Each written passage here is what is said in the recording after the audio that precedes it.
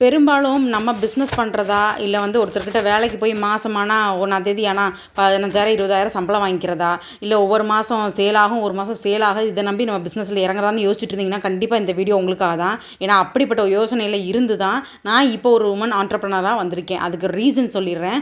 நான் ஒருத்தர்கிட்ட வேலைக்கு போகும்போது என்னோட திறமையை பார்த்துட்டு அவங்களாம் வந்து, மேடம் நீங்கள் வந்து எனக்கு பிஸ்னஸ் அதாவது என்கிட்ட வேலை பாருங்கள், நான் உங்களுக்கு நல்ல சம்பளம் கொடுக்குறேன், நான் வந்து வெளிநாட்டில் இருக்கிறேன், நீங்கள் எனக்கு சப்போர்ட் பண்ணுங்கன்னு சொன்ன காரணத்தினால நம்மளும் சரி நம்மளை ஒருத்தர் ஊக்குவிச்சா திரும்ப நம்ம அதுக்கான எஃபர்ட் போடுவோம் இல்லையா?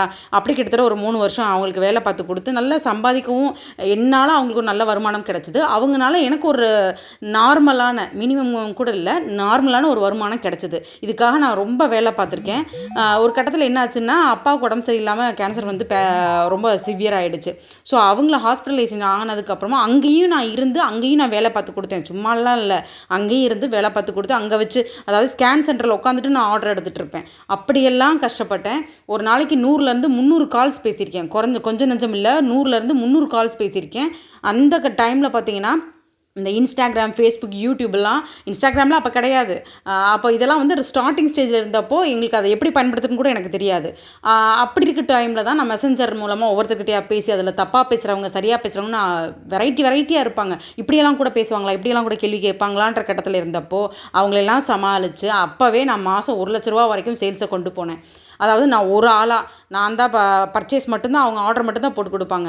ரிசீவ் பண்ணுறதுலேருந்து அதை வந்து பிரித்து செக்ரிகேட் பண்ணி பேக்கிங் பண்ணுறதுலேருந்து பார்சல் போடுறது வரைக்கும், பார்சல் போடுறதெல்லாம் என் ஹஸ்பண்ட், பேக்கிங்க்கு என் பிள்ளைங்களும் நானும் சேர்ந்து செய்வோம்.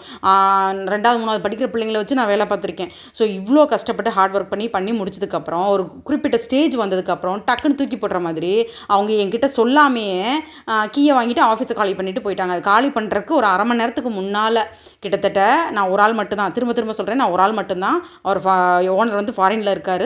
ரிட்டன் வந்துட்டு அவங்க என்கிட்ட சொல்லக்கூட இல்லை, டக்குன்னு காலி பண்ணிட்டு. என்ன ரீசன்னா, அவங்க ரிலேட்டிவ் ஒருத்தரை கூட்டிகிட்டு வந்து நம்ம அந்த ஆஃபீஸ் ரூமெல்லாம் செட்டப்லாம் பார்த்துட்டு, ஓகே இவ்வளோ நல்லா போயிட்டுருக்கு, இது எதுக்கு இந்த பொண்ணு கையில் கொடுத்துட்ருக்கேன், நம்மளே பண்ணலான்னு நீ என்ன சொன்னாங்கன்னு தெரியல.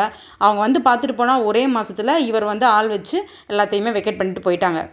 இது என்ன ஏன் நான் சொல்ல வரேன்னா, அதுக்கப்புறம் நான் கேள்விக்குறி, எனக்கு கிடச்சிட்டு இருந்த அந்த 10,000 ரூபா வருமானம் அப்படியே நின்று போச்சு. அதை நம்பி நான் யோசிச்சு வச்ச பல பிளான் கெட்டு போச்சு. அப்படின்றப்போ நான் அப்படி ஜீரோவாகி நின்னேன். இதுக்கப்புறம் நம்ம என்ன பண்ண போகிறோம் அப்படின்றப்ப அந்த கஸ்டமர்ஸுக்கு நான் தானே தெரியும், நான் தானே பிராண்ட் அம்பாசிடர், என் ஓனர்லாம் தெரியாது இல்லையா? அப்போ அந்த கஸ்டமர்ஸ்லாம் கேட்க ஆரம்பிச்சாங்க, மேடம் நாப்கின் நல்லா இருக்குது, நீங்கள் எங்களுக்கு பர்ச்சேஸ் பண்ணி ரெகுலராக கொடுக்குறீங்களா, நாங்கள் உங்கள்கிட்டயே வாங்கிக்கிறோம் அப்படின்னு. கிட்டத்தட்ட 3-4 வருஷமாக, இப்போ வந்து 5-6 வருஷம் ஆச்சு. இப்போ வரைக்கும் ஒரு சில கஸ்டமர் மட்டும் என்கிட்ட கொஞ்சம் பல்காக வாங்கிப்பாங்க. குறைஞ்சது 100 பேக்கு, நான் சொல்கிறது ஒரு பேக்கில் 7 பீசஸ், அப்போ குறைஞ்சது 100 பேக்கு, குவாலிட்டி நல்லா இருக்கிறதுனால ரெகுலராக எனக்கு ஆர்டர் கொடுப்பாங்க. அப்படி ஆர்டர் கிடச்சி அது மூலமாக ஆரம்பித்த பிஸ்னஸ் தான் இது. இதையே நான் இப்போ உங்கள் கூட ஷேர் பண்ணுறேன் தெரியுமா? எல்லாருக்குமே ஒரு தயக்கம் இருக்கும். நம்ம ஒரு 1,000 ரூபா போடுறோம், இல்லை ஒரு 10,000 ரூபா போடுறோம், இல்லை 1,00,000 ரூபா போடுறோன்னா அதுக்கான லாபத்தை நம்ம எடுத்து காட்டியே ஆகணும். இல்லைனா வீட்டில் இருக்கவங்க நம்மளை சும்மா விட மாட்டாங்க. அந்த ப்ரெஷர் மட்டும்தான் உங்களுக்கு இருக்கும். ஆனால் நீங்கள் உங்களை நம்பி 1,00,000 10,000லாம் வேண்டாம், ஒரு 1,000 ரூபா போட்டு உங்களுக்கான ஸ்கில் எதில் இருக்கோ அதுக்கான தொழில் பண்ணுங்கள். இல்லை எதுவுமே இல்லையா, என்னை போல் நீங்கள் வாங்கி வியாபாரம் பண்ணுங்கள். நிறைய பேர் இந்த கிராமத்துல எல்லாம் பார்த்திங்கன்னா நிறைய ரா மெட்டீரியல்ஸ்லாம் கிடைக்கும், அவங்களால அதை பரிசு கொடுக்க முடியும். பட் நமக்கு நம்மளோட நகர்வாழ் வாழ்க்கையில் அதெல்லாம் கிடைக்காது. அப்படி இருக்க ஆளுங்கிட்ட மொத்தமாக வாங்கிக்கோங்க, நீங்கள் ப்ராசஸ் பண்ணுங்கள், இல்லை வாங்கி விற்றுருங்க. எவ்வளோ இலைகள் தலைகள் எல்லாம் விதைகள் எல்லாமே வாங்கி விற்கிறாங்க, அது மூலமாக நல்ல லாபம் கிடைக்கும் இல்லையா? இந்த மாதிரி நல்ல ஒரு சானிடரி நாப்கின் எங்கேயாவது கிடைக்குதா, வாங்கி விற்கலாம். உங்கள் ஊரில் உங்களுக்கு உங்கள் சுற்று வட்டாரத்தில் என்ன பொருள் தேவைப்படுதோ அதை வாங்கி வியாபாரம் பண்ணிங்கன்னா, தேவை இருக்கிற பொருளை வாங்கி வியாபாரம் பண்ணிங்கன்னா கண்டிப்பாக சக்ஸஸ் ஆகும்.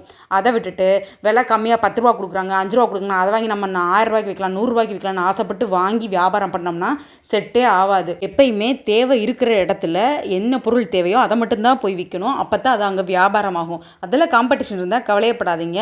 மற்றவங்க கொடுக்குறத விட 1 ரூபா கம்மியாகவோ, இல்லை மற்றவங்க கொடுக்குறத விட தரம் கொஞ்சம் ஜாஸ்தியாகவோ வச்சு கொடுத்தீங்கன்னா கண்டிப்பாக உங்கள் ப்ராடக்ட்டுக்கு ஒரு ரீச் கிடைக்கும். ஆனால் நான் இப்போயும் சொல்கிறேன், மாதம் வருமானத்துக்காக அப்போ போகிறது தப்பான்னு கேட்டிங்கன்னா அப்படியெல்லாம் கிடையாது, தப்புன்னுலாம் நான் சொல்ல மாட்டேன். ஆனால் என்ன மாதிரி வீட்டையும் பார்த்துட்டு குழந்தைங்களையும் பார்த்துக்கிட்டு நம்ம பிஸ்னஸும் பண்ணணும், கிடைக்கிற ஒரு 3-4 மணி நேரத்தில் நினச்சிங்கன்னா நீங்கள் வேலைக்கு போகிறது செட் ஆகாது.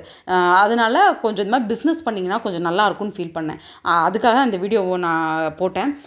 ஸோ கண்டிப்பாக அந்த வீடியோ உங்களுக்கு யூஸ்ஃபுல்லாக இருக்கும்னு நினைக்கிறேன். நான் வந்து இந்த சானிடரி நாப்கின் வந்து கேட்குறவங்களுக்கு மட்டும்தான் வாங்கி மொத்தமாக யூனிட்லேருந்து, அதாவது பர்ஃபெக்டான சர்டிஃபைடு லேபில் டெஸ்ட் பண்ண நாப்கின், சானிடரி நாப்கின் தான் இது. மொத்த யூனிட்லேருந்து நான் மொத்தமாக எடுத்து ரீபேக் பண்ணி சேல் பண்ணுவேன். இல்லை எங்கிட்ட வியாபாரம் பண்ணுறவங்களுக்கு ஒரு குறிப்பிட்ட ரேட் போட்டு கொடுத்துருவேன். ஸோ அதனால அவங்களுக்கு ஒரு நல்ல மார்ஜினும் கிடைக்கும். நீங்கள் இதில் எதுவுமே உங்களுக்கு எந்த விதமான டேமேஜஸ் வராது, இச்சிங், இரிட்டேஷன், ரேஷஸ் வராது. ஸோ இதே போல் நீங்களும் தரமான பொருட்கள் எங்கேயாவது கிடைக்கிது அப்படின்னா தகுந்த லேப் சர்டிஃபைடு உள்ள யூனிட்லேருந்து நீங்கள் எடுத்து தாராளமாக வியாபாரம் பண்ணலாம்.